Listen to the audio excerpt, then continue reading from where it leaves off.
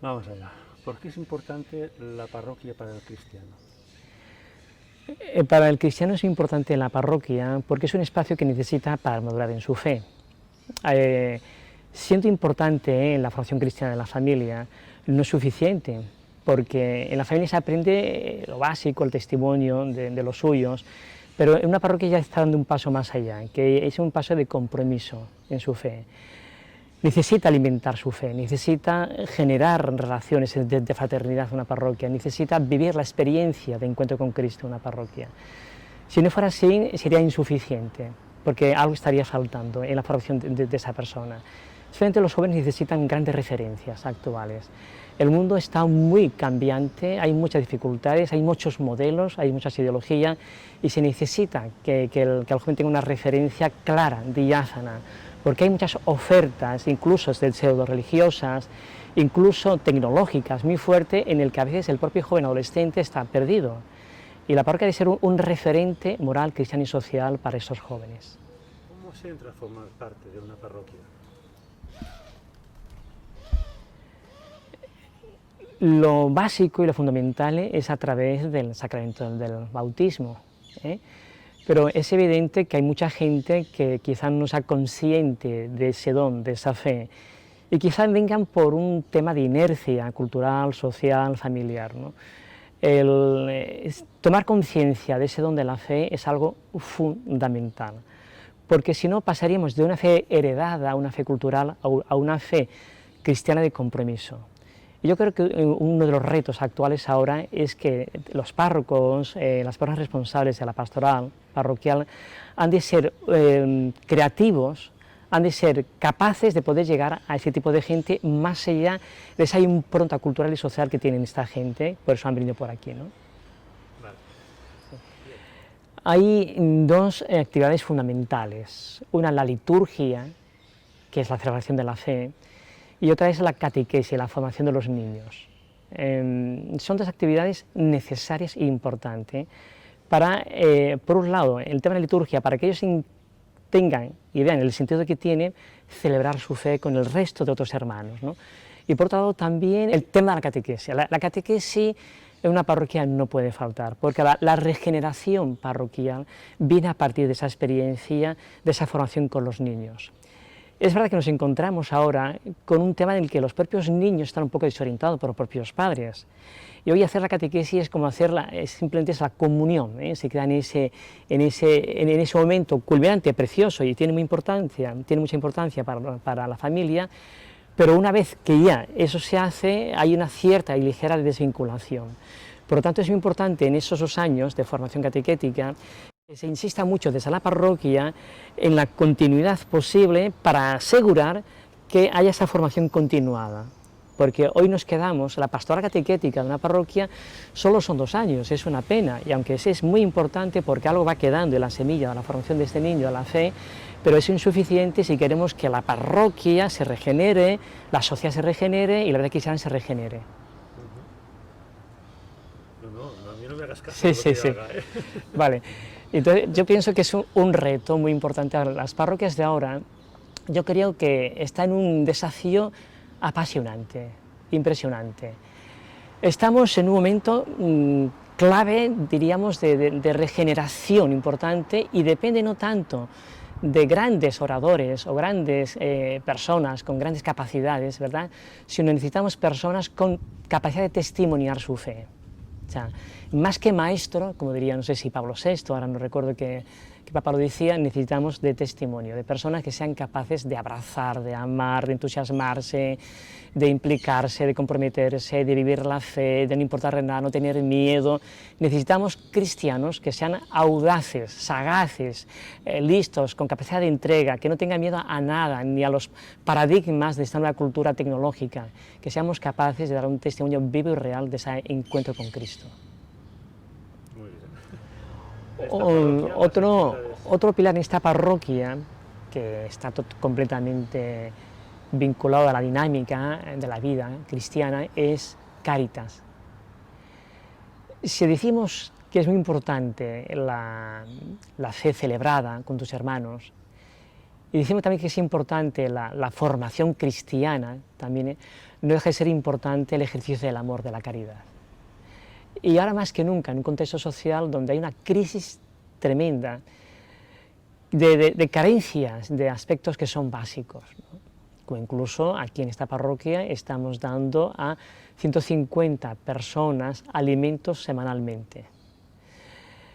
Es un desafío para la parroquia, un desafío económico, un desafío también diríamos, de testimoniar nuestra fe, porque siempre hay el riesgo de que ciertas actividades, sobre todo las tipos sociales, etcétera, puedan reducirse, puedan reducirse a una mera actuación filantrópica, y lo que realmente nos motiva a nosotros no es el mero hecho de uno sentirse bien porque hace algo bueno, sino que la motivación última es Cristo.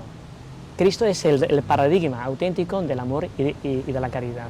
Por eso aquí, además de intentar dar alimento, acompañamos a la persona en un proceso suyo personal, también incluso social, familiar, para que más allá de esta necesidad imperiosa de asistir diríamos, la urgencia inmediata, intentamos que también encuentren en la parroquia acogida, consejo, amabilidad, testimonio, alegría, porque amar significa también darlo todo, y eso se concreta también en dar tu tiempo, también para los demás.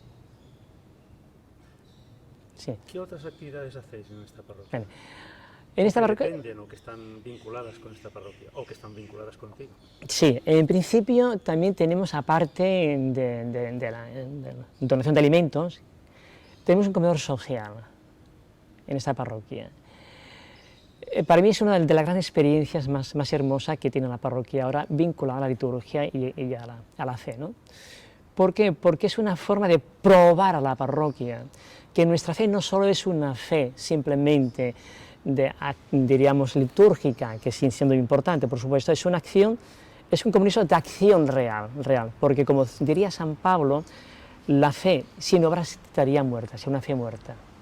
Sin embargo, la fe comprometida es una fe que lleva realmente a dar vida a la persona que viene aquí a recoger o a recibir alimentos. En la parroquia uno de los pilares importantes también es el ejercicio de la caridad, a través de Caritas y a través, en este caso, del comedor social. Una fe sin obra sería una fe muerta, como diría el apóstol Santiago. Y por otra. Entonces, lo que decíamos esto pues, del comedor social, para mucha gente ha sido una gran experiencia. Incluso hemos decidido que no solo sean gente vinculada a la parroquia, los que hagan el voluntariado del comedor social, sino incluso gente de afuera, gente del vecindario. Y gracias a esto han vivido más de cerca el dolor de tanta gente que vive en la calle. Piensa que aquí tenemos un grupo de 40 personas que viven casi todos en la calle. Y eso sí que podemos decir que es un auténtico drama social y familiar, porque detrás de estas personas hay una historia que no es un número, es una persona con sus carencias, sus dificultades, con sus anhelos, sus esperanzas, su sufrimiento. Y pienso que aquí, más que nunca, la Iglesia ha de estar mucho más sensibilizada a responder a estas demandas, que no simplemente es dar lo más imperioso, lo más inmediato, que es la comida, sino que encuentre realmente un hogar en la parroquia. Yo pienso que la parroquia ha de ser un hogar, un cielo para todos los que vienen por aquí, y especialmente para los que sufren y para los pobres.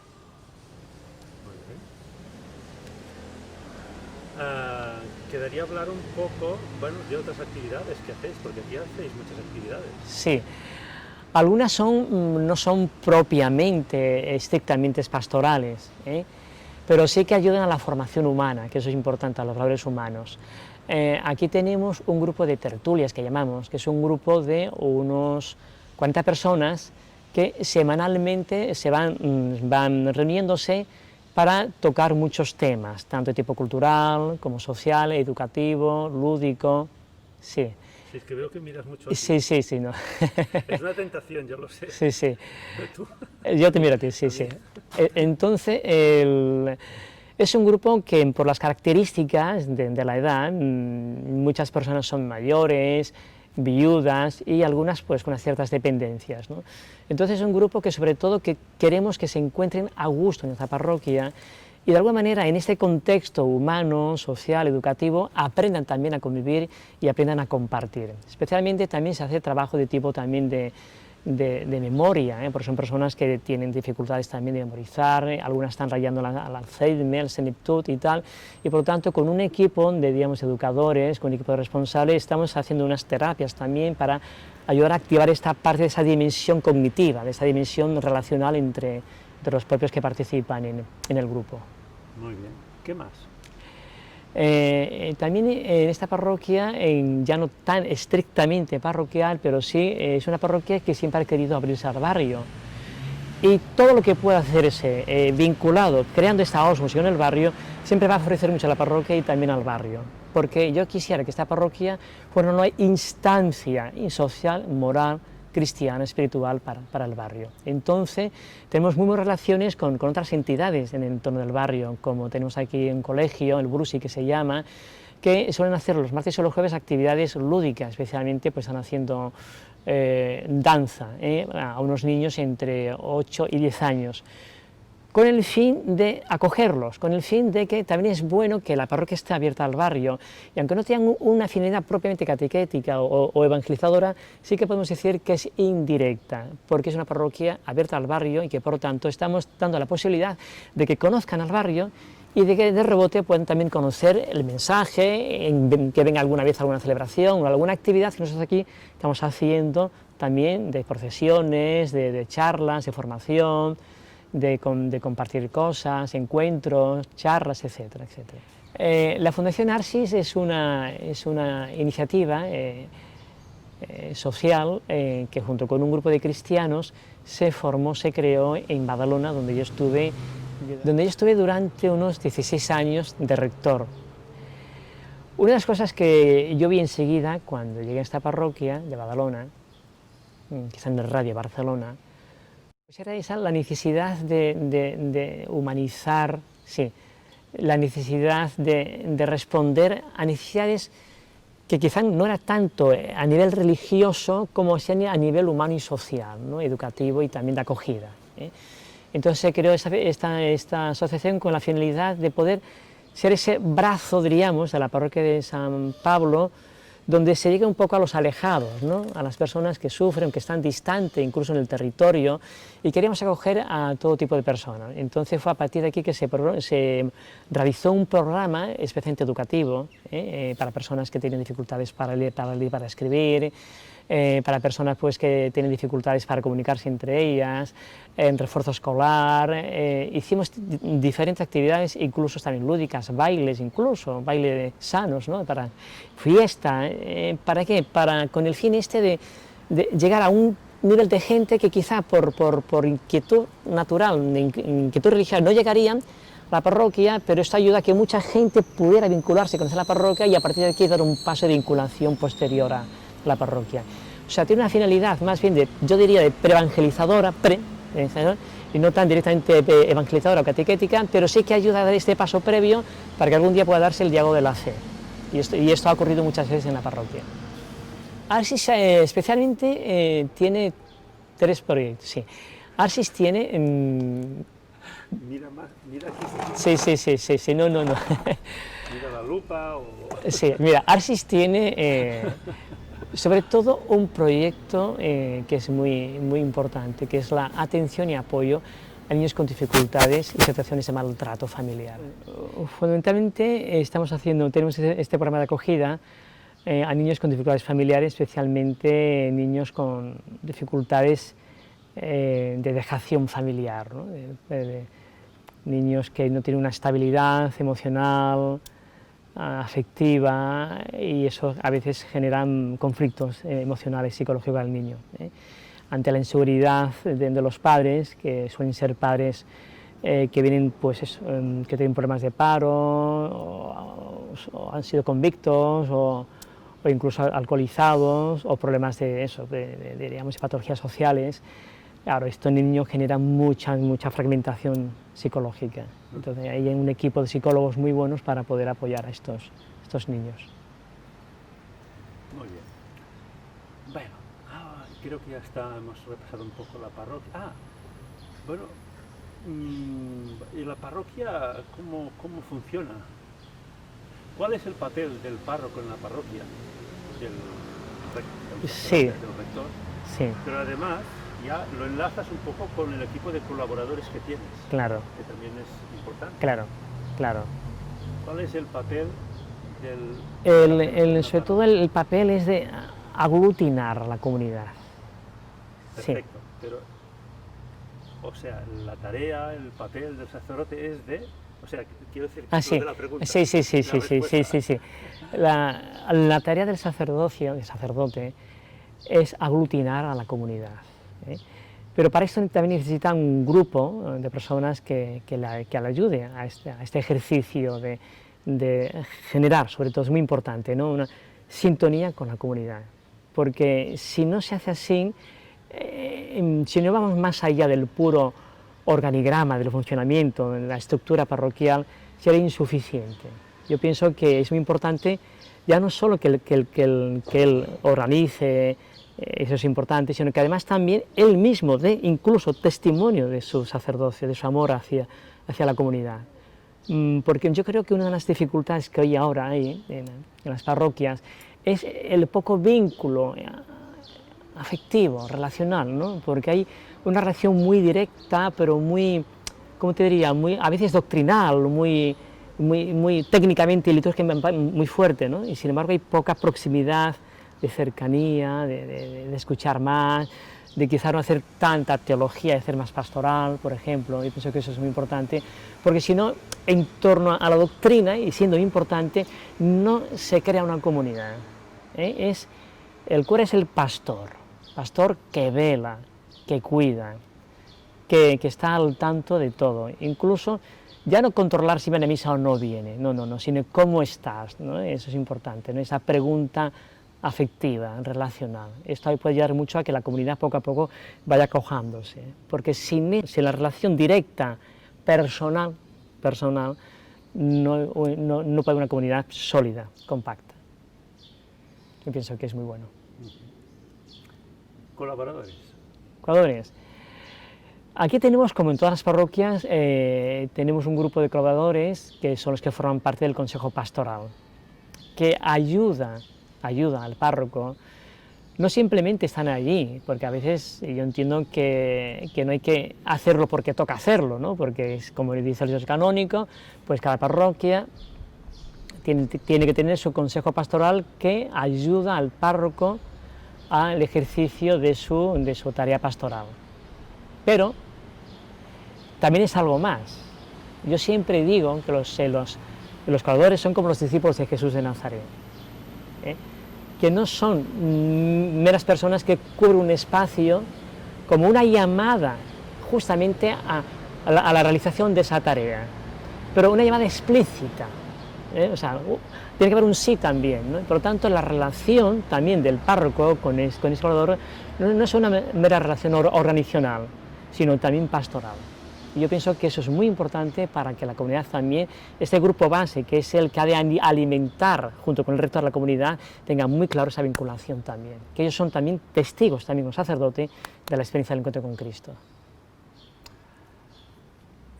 Así a un nivel un poco más personal, ¿qué te aporta a ti la parroquia? ¿Cómo es tu experiencia personal de estar al frente de una parroquia? Pues es un reto. Un reto hermoso, pero no exento de dificultades, porque allí donde hay personas humanas, aunque sean cristianas, pues cada uno es como es y tenemos que lidiar con cada persona. Pero sobre todo a nivel espiritual, ¿qué es lo que te ayuda? Sobre todo a darte cuenta que tú solo no necesitas, o sea, tú solo no puedes tampoco hacer esta labor, ¿no? Necesitas de colaboradores, pero también necesitas de la oración. Y también necesitas de que, muy importante, ¿no? De saber que eres instrumento de Dios, instrumento de la Iglesia, ¿no? Porque si no caemos, como muchos caen sacerdotes, ¿no? En esa actitud pelagiana de pensar que todo depende de Él, y eso es tremendo, porque nos encontramos muchas veces que muchos párrocos están hiper liados, están trabajando muchísimo, pero sin embargo, ¿qué le ocurre? Que se cansan, se agotan, se enfadan a veces incluso hasta con la propia comunidad. ¿Por qué? porque le están fallando algo que para mí es fundamental, que es que, como diría San Pablo, somos instrumento de Dios. Por lo tanto, cuando eres instrumento y dejas que la gracia actúe sobre ti, puedes cansarte, pero no te vas a caer. Y a veces, ¿cuántas veces curas se rinden, se caen, se agotan, se enfadan? Y hemos de aprender mucho que la experiencia de una comunidad es la gran experiencia donde el sacerdote se curte como sacerdote y como pastor. Si no, yo entiendo que pueden haber, por ejemplo, pues, otro tipo de ejercicio de sacerdocio, ¿no? Por supuesto, ¿no? Pero una parroquia para mí es fundamental, porque de la teología pasas a la pastoral, de la pastoral a la espiritualidad, de la espiritualidad a la mística. Y eso es fundamental para el sacerdote. Sin oración personal con Cristo, se agota, se cansa y piensa que todo es obra suya y no es obra de Dios. Y hay mucha egolatría espiritual también. ¿Le aporta algo la parroquia al sacerdote? Le ayuda, le aporta al sacerdocio en cuanto y tanto le ayuda a asumir su propia identidad como sacerdote. Es decir, el clero secular, justamente la diferencia es estar en el mundo, ¿no? Por lo tanto, es un sacerdocio encarnado, o sea, de una formación muy teologizada, que ya está bien en cuanto a formación conceptual, pero si falta esa base, de esa experiencia inmediata de su sacerdocio a través de ese ejercicio, que para mí sería la encarnación, encarnarse en un barrio, en un contexto, en una cultura, en una parroquia, entre una gente, es la única forma de poder conectar y que el mensaje pueda llegar. Sin encarnación no puede llegar. Dios se encarna en Jesús de Nazaret. Jesús es la encarnación del Hijo de Dios, por lo tanto Jesús encarna el deseo de Dios, el proyecto de Dios para la humanidad. Por lo tanto, el párroco tiene que encarnar ese deseo de Dios justamente en ese contexto de esa pastoral parroquial para que le llegue el mensaje de Dios. Y para terminar un poco así con la parroquia, ¿es importante para un cristiano formar parte de una parroquia? ¿O por qué es importante para el cristiano una parroquia? No sé. Sí. Enfócala como quieras. Sí, para el cristiano es importante, o sea, la formación de su decir, parroquia. Bueno, yo voy a misa, pero ya paso de los demás, ¿no? Claro. Para los cristianos es importante la formación de una parroquia, su pertenencia, porque iría más allá de una fe ritualizada, ¿no? o de una fe un poco muerta, anestesiada. Una parroquia, ¿qué ayuda una parroquia a un cristiano? A que sea consciente de su dimensión misionera de su fe cristiana. ¿Cuántas veces mucha gente viene a misa? Y es cierto, ya tiene un valor en sí la celebración eucarística, pero ¿cómo entramos y cómo salimos? Para el cristiano que solo quiere mercadear espiritualmente, ciertamente eso no es importante, no es suficiente. ¿Por qué? Porque solo se queda en el que yo te pido y tú me das, ¿no? O sea, reducir la fe a este mercantilismo religioso es un poco peligroso, entonces nos aleja del sentido auténtico de la gratuidad. Eso por una parte. Y luego, por otra parte, también es importante que el cristiano entienda que hay una dimensión de su fe cristiana que implica un compromiso de una pertenencia. Soy de la Iglesia, soy de mi comunidad, y soy de Dios, y soy de la familia de Dios. No puede ser que un cristiano venga porque cumpla y ya está, porque es un precepto litúrgico, que al contrario, que se dé cuenta que cada vez que viene aquí es un encuentro con la comunidad, con su familia, pero también es un encuentro con Cristo. Y hemos de pasar de la experiencia de lo cultural religioso a la experiencia del encuentro directo, personal, para que crezca esa persona. ¿Cómo fue que pensaste en hacerte sacerdote? Eso ya hace casi 40 años.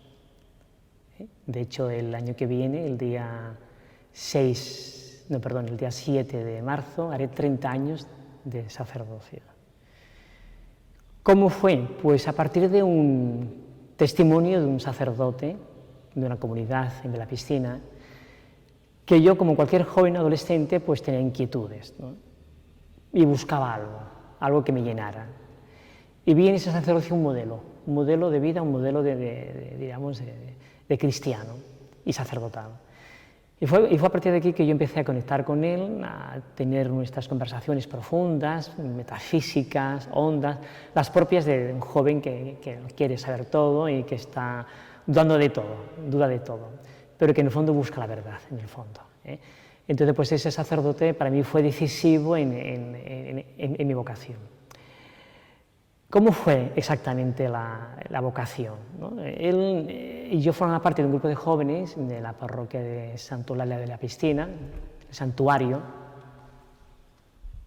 y hacíamos nuestras actividades de formación y de excursión y de salida. Entonces fue un día que he ido con él, un domingo, que él tiene una Vespa, y nos fuimos a Leia, aquí cerca, fuera de Badalona, y estuvimos charlando, comentando, conversando mucho, futuros, ideas, cuestiones, experiencia personal. Y cuando llegamos aquí a Barcelona, porque él tiene que hacer una misa en la parroquia aquí de San Ramón de Peñafort, fue cuando él me dijo, tuvo la osadía de decirme si alguna vez había pensado en ser sacerdote. Dije que no, evidentemente que no.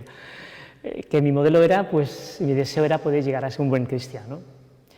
Entonces fue cuando él me hizo esta interpelación. ¿Quieres serlo? ¿Te lo has planteado alguna vez? Y dije, no, pero bueno, no sé qué hacer. Ante esa pregunta quedé un poco abrumado, un poco así. Pero bueno, me chocó y estuve muy pensativo. Entonces él ya se fue a hacer la misa y yo era en la Rambla, en Barcelona. Y fue cuando ya durante esa semana, que el día era el día 4 de agosto del 74, el cura de Ars, patrón de los sacerdotes. Y yo pensé, bueno, quizás sea un signo, no lo sabía, pero quería tener certezas, pero no la tenía porque los planes de Dios es muy difícil saberlo y tal, ¿no? Pero bueno, aquella semana para mí fue una semana muy chocante, hubo como una especie de torbellino interior en el que yo nunca me llegué a pensar esto, pero lo di como una posibilidad. Ciertamente, si era un sacerdote me lo decía, me interpelaba, era este día y yo inquietaba y yo estaba buscando algo, pues ¿por qué no? Etcétera. Entonces fue cuando durante toda esa semana pensé, recé, me abandoné, le dije, Dios mío, hazme ver una señal, no sé qué es lo que tú quieres de mí, pero bueno, pero me abra tu voluntad, lo que tú quieras, sea o no sea, yo estoy a lo que tú desees en mi vida, ¿no?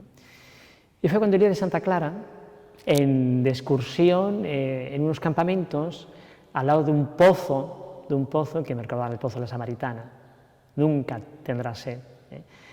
Fue cuando a él le dije, mira, Agustín, se llama Agustín, he decidido, pues sí, pues decir que sí a esa llamada de Dios, a ese sacerdote.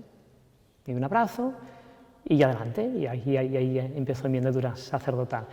Sobre todo mi formación, porque luego la formación teológica fue más tarde, unos 10 años más tarde, porque estaba estudiando, me estaba formando, y por lo tanto pues quería acabar humanamente, intelectualmente, socialmente, pues tener una buena formación.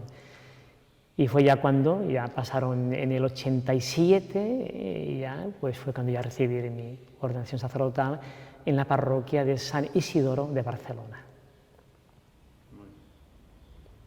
Para mí lo importante para ser sacerdote es que tengas un corazón completamente abierto. Y ya no solo hay que contar con la formación o la inquietud, sino que más allá de todo esto haya un deseo realmente de responder, ¿no? de no tener miedo, ¿no? Porque a veces cuando es una cosa nueva para ti, pues... Pero para mí yo creo que lo fundamental es abrirte completamente y dejar que Dios te vaya guiando. Para mí el sacerdocio es un regalo inmenso de Dios, porque esta vocación implica vivir directamente, diariamente, la experiencia real con Cristo cada día. Para mí es dejarte configurar por Él. Para mí es crecer en Él. Para mí es atreverte a encarnar en el mundo su propia presencia. Para mí, ¿qué es el sacerdocio? Para mí es la gran oportunidad de decir al mundo que hay un Dios que revela a Jesús, que es inmensamente amor y que desea la felicidad de todos los hombres. Para mí también es, sobre todo, esa capacidad, esa posibilidad de crecer en esta línea ascendente, de ese conocimiento suyo y real. Y para mí el sacerdocio está íntimamente vinculado con tres aspectos muy importantes. Por un lado, el ejercicio de la caridad. Segundo, la oración. Y tercero, la liturgia. Esa tres dimensión es lo que para mí marca lo que podríamos decir la espiritualidad del sacerdocio. Si no, sería un sacerdote desencarnado. Un sacerdocio que no viva la Eucaristía como un milagro de tener a Cristo en sus manos, es que no entiende nada. Porque Cristo, la hostia sagrada, no es un simbolismo, como dicen algunos teólogos, es presencia real de Cristo en la Eucaristía. Por otra parte, también es muy importante el ejercicio de la caridad. ¿Por qué? Jesús, ¿qué hacía Jesús? Sanaba, curaba, acompañaba. Ha de estar completamente vinculado la liturgia, para no parecer que está aislada, de lo que es también, lo que diríamos, la acción del verbo amar, ¿no? Porque el amor, como os he dicho antes, necesita también de ese compromiso, de esa respuesta, de ese estar atento a las necesidades de la gente. No se entendería un sacerdocio que meramente fuera un sacerdocio, diríamos, funcionario, litúrgicamente hablando, o incluso un academicista, que está muy bien y muy necesario, pero sobre todo el sacerdocio encarna la presencia real de Cristo en el mundo. Actúa in situ, como dijimos en la liturgia. Y después he hecho otra dimensión, que era la dimensión, o sea, liturgia, la oración. La oración, fijaros que en el Evangelio aparecen mucho esas secuencias de que Jesús, o antes o después de su jornada, de su día apostólica, se retiraba al monte, a la montaña, o a rezar, ¿no? Y yo creo que, para mí, la esencia del sacerdocio justamente es que sea un sacerdote contemplativo. O sea, el solo hacer estaría muy bien, pero caeríamos en lo que ahora dicen algunos teólogos y sociólogos, ¿no? en la herejía de la hiperactividad apostólica. También se puede caer, ¿eh? En ese sentido hay que tener mucho cuidado, porque parece que tú eres aquí el artífice de todo, y no puede ser, ¿no? Necesitamos alimentarnos justamente de Dios, creando esos espacios de oración, que allí es donde uno se configura con Cristo y tienes auténticos combates reales. ¿Dónde está mi sacerdocio? ¿Cómo lo vivo? ¿Estoy entregado? ¿O es una experiencia de autorrealización? ¿Cuántas veces caemos en esta especie de autorrealización pensando que somos necesarios? Sí que somos necesarios por una parte, pero sobre todo el que es necesario es Cristo. O sea, en todo caso, si es necesario en cuanto y tanto, me estoy abriendo a su designio, a su voluntad, no a mi propia voluntad. Porque cuántas veces hacemos un trabajo personalista. Incluso decimos, no, es que ese cura tiene ese talante personal. Mira, el talento nuestro es el talante de Cristo. El talante de Cristo es un talante abierto, acogedor, un talante que es capaz de desafiar cualquier tipo de dificultades, pero sabe que con el Padre, la relación con el Padre es fundamental, porque allí es donde Cristo empieza a asumir su misión, su muerte y su resurrección. ¿Cómo te sientas ser sacerdote?